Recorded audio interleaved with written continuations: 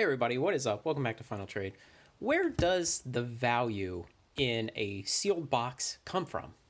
We talk about the estimated value of the cards that are inside the box, and we can measure that pretty accurately because we know the possible cards that can be in there, and we know the current market prices of all of those cards, and we know how many cards are going to be in a box. And so we can just do some calculations and figure out what the estimated value is. But there's some other things that go into the long-term price of a sealed box. And the first one of those is a premium based on the age of the box. And so as a box gets older, it becomes more valuable just by virtue of being older. It's a collector's item.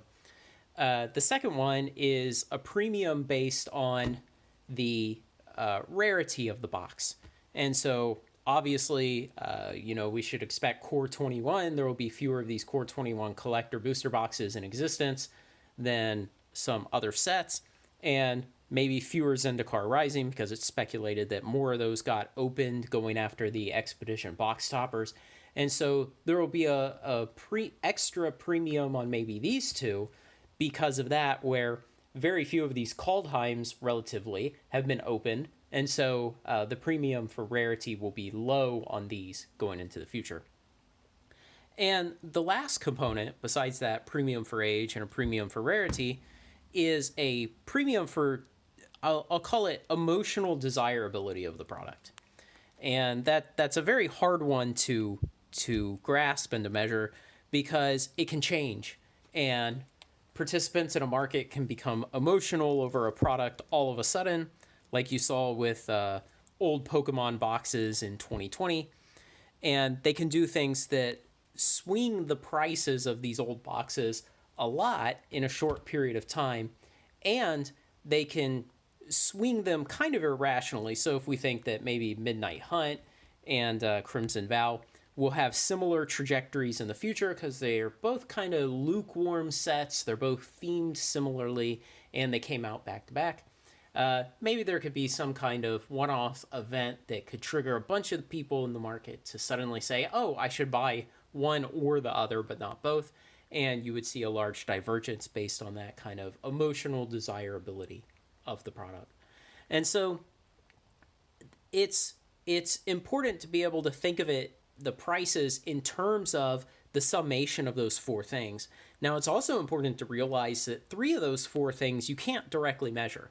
You can get a very accurate measure of the estimated value of the cards in a box, but the other ones are only going to be expressed to you in terms of the total cost of recent sales minus the estimated value of the cards. And so you cannot then separate them out further and figure out which of those three premiums is ultimately driving the current market values.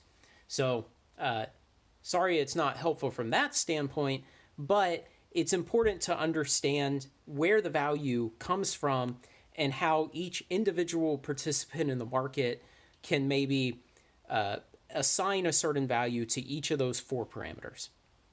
So let me know what you think. This is kind of a developing theory.